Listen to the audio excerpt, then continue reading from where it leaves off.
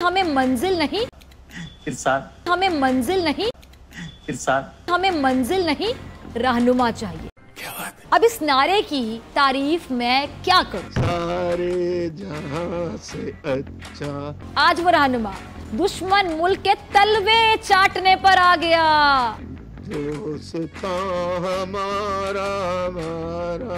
ये शख्स था जो कभी जिसके एक इशारे पर, याद करें नाजरीन, पूरा कराची बंद हो जाता था। सारे जहां से अच्छा कराची को ग्रेटर कराची बनाने के मंसूबे बनाता रहा। एक और बांग्लादेश बनाने के ख्वाब देखता रहा बकायदा। कराची भी बांग्लादेश की तरह अलग हो जाता ना, सही हो जाता भाई साहब। आखिर क्यों? फ्यूचर बन जाता, आज कुछ कर रहा होता, अपने पैरों पर खड़ा होता। हम बोलो बोले इसकी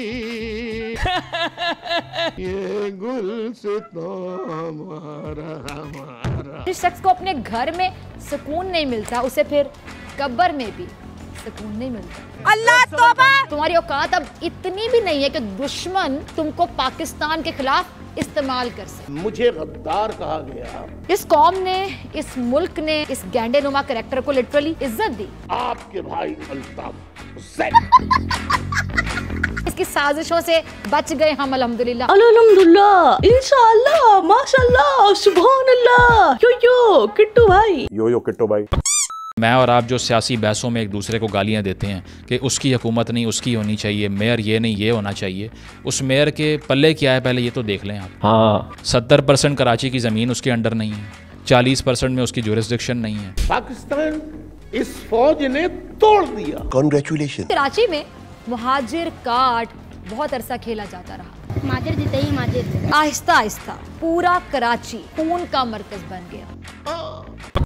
कैसे हो किटकैट्स? वेलकम करता हूँ आपको शो में। आई होप अच्छी होगी। मैं बिल्कुल ठीक ठाक हूँ। मैं भी अच्छी हूँ। आपसे बात करने के लिए बहुत उतावला हो रहा हूँ। भाग जाए ऐसे काले कलुए, भाग यहाँ से। What is your problem?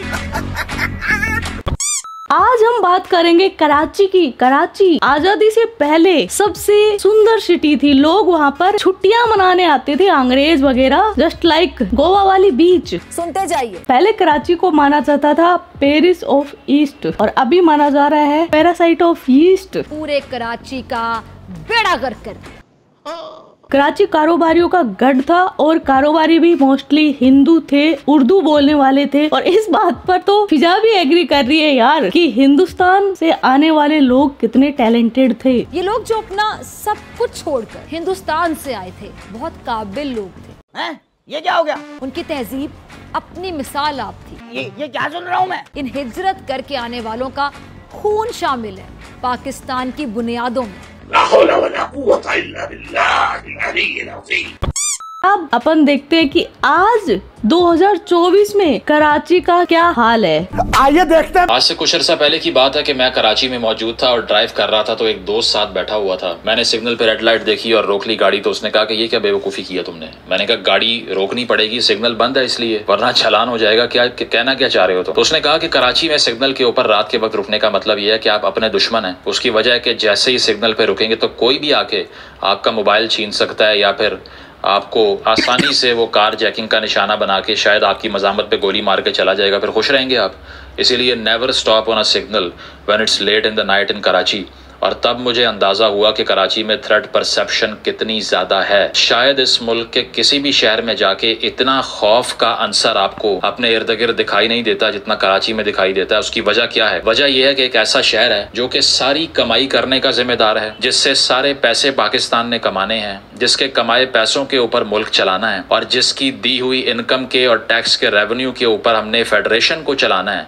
लेकिन वहाँ के शहरी को ना जान का तहफ़्फ़ुज़ देना है, ना पीने का पानी देना है। टैंकर के अलावा उनके नलकों में पानी नहीं आता, टूटी हुई सड़कें उनका नसीब हैं। इसके अलावा कोई कंस्ट्रक्शन होती है तो वो 2 महीने में गिर जाती है। कच्ची आबादियों की भरमार है, ड्रग्स की भरमार है और वायलेंस की भरमार है। आज हम बात करेंगे कराची की कि वहाँ पर जिंदगी गुजारना कितना इनह्यूमेन एक्सपीरियंस बन चुका है। और अगर आपको लगता है कि ये सारी ओपिनियंस हैं और इसमें से कोई भी चीज़ ऑनेस्ट नहीं है तो फिर कुछ फैक्ट्स भी कोट कर देते हैं।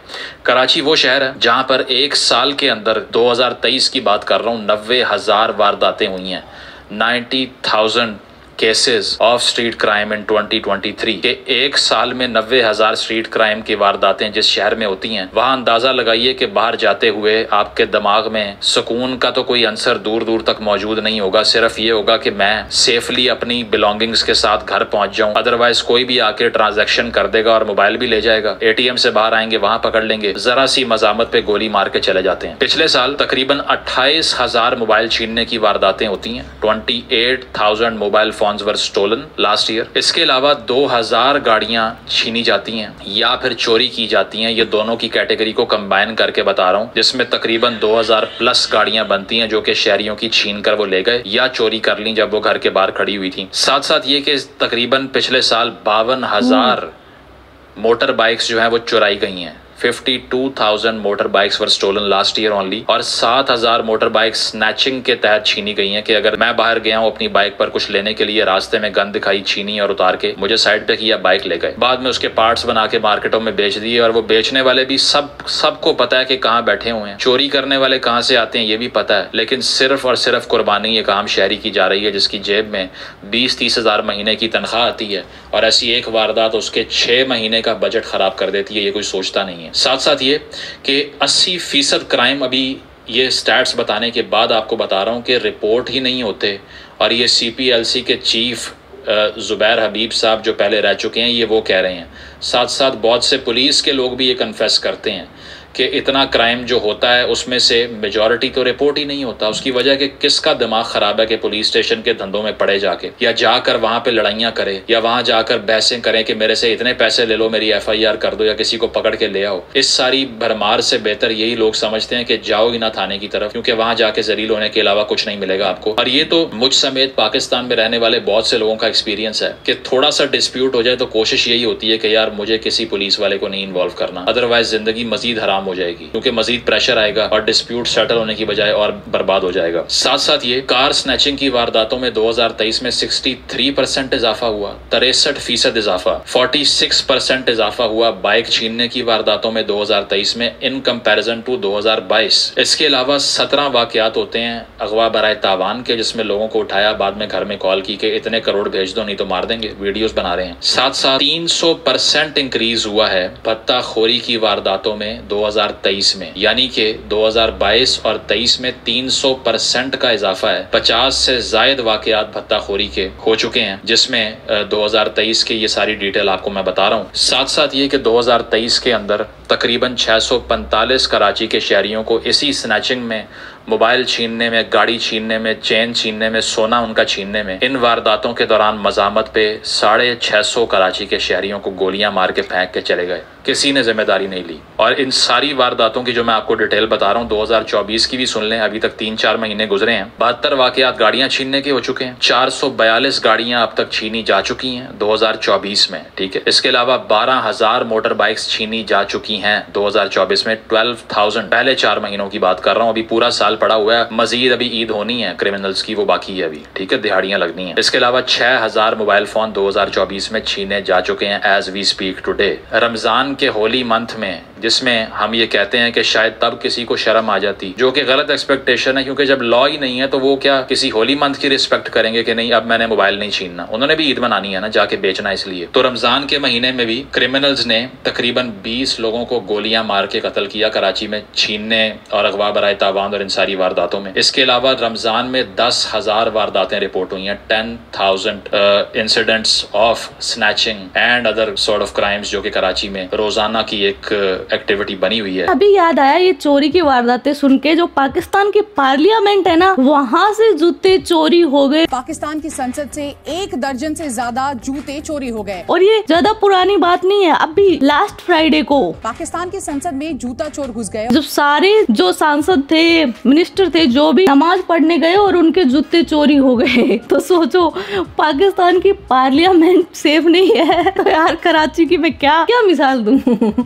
एक तरफ ये स्टैट्स हैं जो कह रहे हैं 300% इजाफा हो रहा है, एक तरफ ये स्टैट्स हैं जो कह रहे हैं कि इस साल में 10,000 वारदातें रमजान के अंदर हो रही हैं, और दूसरी तरफ पुलिस कह रही है कि नंबर ऑफ FIRs कम हो रहा है। 2022 में वो 76,000 था, 2023 में 65,000 हो गया, 10,000 वारदातें कम हुई हैं। तो ये वाकई बहुत बड़ी अचीवमेंट है। वो इसीलिए कि FIR रजिस्टर करते ही नहीं है। अगर वो कर ली तो डाटा सामने आ जाएगा कि किस हद तक यहाँ पर स्ट्रीट क्राइम जो है वो सर उठा रहा है। उसको छुपाने के लिए FIR रजिस्टर करना बंद कर दो, मामला हल हो जाएगा। साथ साथ ये कि अभी जो मिनिस्टर हैं ज़ियाउल हसन साहब, उन्होंने ये कहा है कि अब हर चीज अंडर कंट्रोल है। किसने कहा है आपको कि क्राइम की वारदातों में इजाफा हो रहा है, और किसने आपको कहा है कि यहाँ पर लोगों की जान महफूज नहीं है? अब तो सूरत हाल पहले से बहुत बेहतर हो चुकी है। तो आप देखिए कि एक्नॉलेजमेंट तक नहीं है, जिन शहरियों की जिंदगी महफूज नहीं है, बिलोंगिंग महफूज नहीं है, उनकी जिंदगियां जाने के बाद एक्नॉलेज भी नहीं किया जा रहा कि हालात खराब हैं। साथ साथ ये कि कराची के अंदर अगर हम पुलिसिंग की बात कर लें कि वहाँ पुलिस वाले माशाल्लाह किन एक्टिविटीज में इन्वॉल्व हैं, तो उसमें यह है कि किसी भी किस्म की इफेक्टिव पुलिसिंग कराची में एग्जिस्ट ही नहीं करती।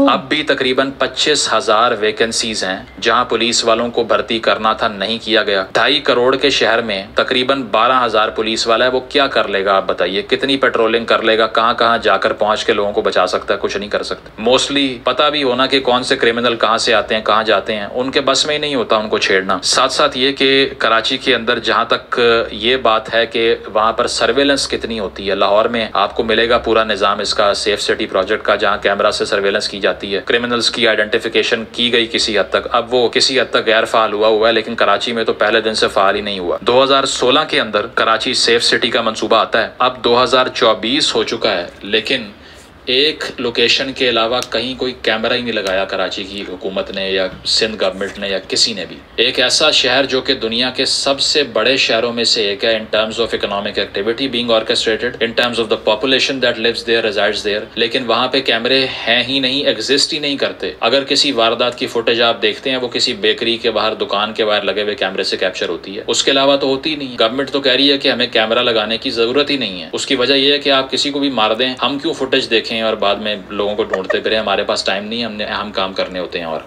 ठीक है, तो कराची सेफ सिटी के मंसूबे के लिए 38 बिलियन रुपीस, 38 अरब रुपया एलोकेट किया गया। कहाँ गया किसी को नहीं पता। 38 अरब रुपए में हुकूमत चंद कैमरे नहीं खरीद पाई। अगर आपको या मुझे इतने पैसे दिए जाएं तो हम शायद पाकिस्तान के 5 सूबों की हर गली में 10 कैमरे लगा सकते हैं, लेकिन इनसे कराची में नहीं लगे अभी तक। इसीलिए वहां पर आसानी से किसी को भी मार के भागना बहुत ईजी है, ठीक है, क्योंकि कोई सर्वेलेंस हो ही नहीं रही। इसके साथ साथ ये कि जहां तक रेंजर्स की बात है तो उनको डिप्लॉय तो कर दिया जाता है, लेकिन उनकी जो ज्यूरिसडिक्शन है उनके अंडर ना तो टेररिज्म के अलावा, एक्सटॉर्शन के अलावा, किडनैपिंग के अलावा और इन चीज़ों के अलावा स्ट्रीट क्राइम नहीं आता। ये सारी वारदातें हैं स्ट्रीट क्राइम की, तो आप उनसे भी सवाल नहीं कर सकते। अव्वल तो उनकी वहाँ पे मौजूदगी जो है उसकी ही रीज़न नहीं बनती पुलिस की मौजूदगी में। पुलिस रिफॉर्म किए बगैर, पुलिस को ठीक किए बगैर आप अगर ये समझेंगे कि किसी और पैरामिलिट्री फोर्स को बुला के कराची में अमन बहाल हो जाएगा, नहीं होगा। ये अभी आपने 30-40 साल करके देख लिया, अगले 50 साल और करके देख ले, नहीं हो सकता, क्योंकि जिसका काम ही नहीं है वो उसको ठीक नहीं कर सकता। मैं आज यहाँ किसी कैमरामैन की बजाय प्लम्बर को खड़ा कर दूं, वो ये फुटेज रिकॉर्ड नहीं करेगा जो आप देख रहे हैं इस वक्त। यही बात है कि अगर आपने एक ऐसी फोर्स के